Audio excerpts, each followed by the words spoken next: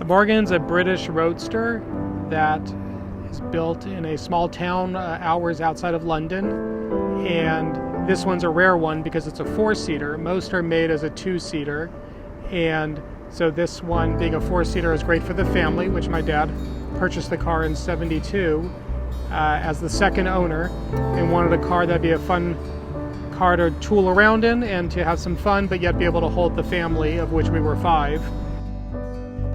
And I've loved being able to share the joy of the car with the family. So as the second generation owner, it's my intention to hold on to it and to allow my kids or my nieces or nephews to then be the next ones to own it. I take the family for rides, we go out on the weekends, and it's just a really, really fun car to own, drive. No matter how bad of a day you're having, when you drive this car or ride in it, everything feels good. On the hood of the car, there's a bonnet cover, which is the strap that goes over it, and then there's wings that go down the side of the car. And when I was little, my dad would let me lay on the wing and hold onto that bonnet cover strap, and he would drive me around the cul-de-sac that we lived on at what I thought was a blazing fast speed, but I'm sure it was 5 miles an hour. And then he'd pull into the garage.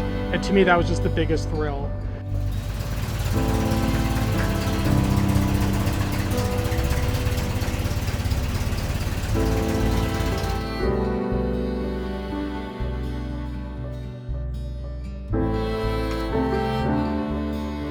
We had a cat, and the cat used to love to sleep in the car when Bob would come home, and the cat, Nikki, would jump into the car because it was warm and toasty, and there was a cover on top, a tonneau cover on top, and the cat would go to sleep and sleep the whole night there. And in the morning, when Bob would go out to go to his pharmacy, he would get about a block away from the house, and the cat would rear its little head and start meowing because it had been awakened from its wonderful slumber in its little dark, little cozy den.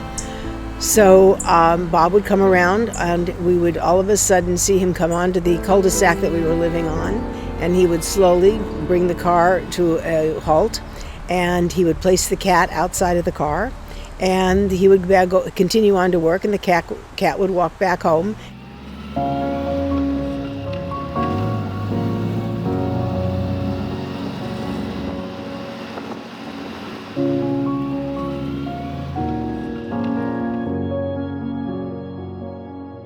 So my dad and I spent many years talking about restoring the Morgan. It's a 1962 Morgan, and we started the restoration in the late 90s.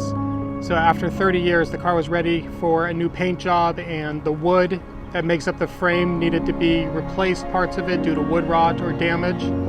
And we found a restoration expert here in West LA who took the car, and he was able to completely tear it down to its bare bones, just to the frame, removing all the wood, all the parts.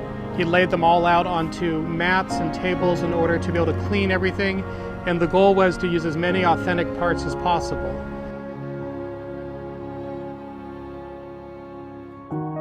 Unfortunately, my dad passed from cancer before the project was completed, so my family and I finished it in his honor as a way to commemorate him and his love for the car and my love of the car with him.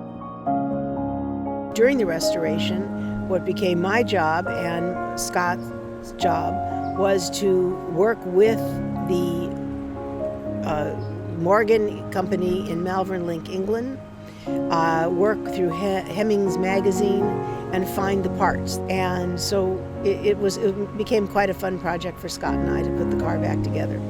After I graduated law school, which was shortly thereafter, the family gave me the car to carry on the tradition of one generation to the next as owner. And it just means a wonderful tradition and a great legacy and a wonderful remembrance, not only of Bob, but a wonderful future for the generations to be able to enjoy as well. The car's really significant to me because it was my dad's, and it's a family legacy. Having owned it for almost 50 years now, I remember as a kid riding in it. I have this Morgan, and it means the world to me because of the legacy my dad has left.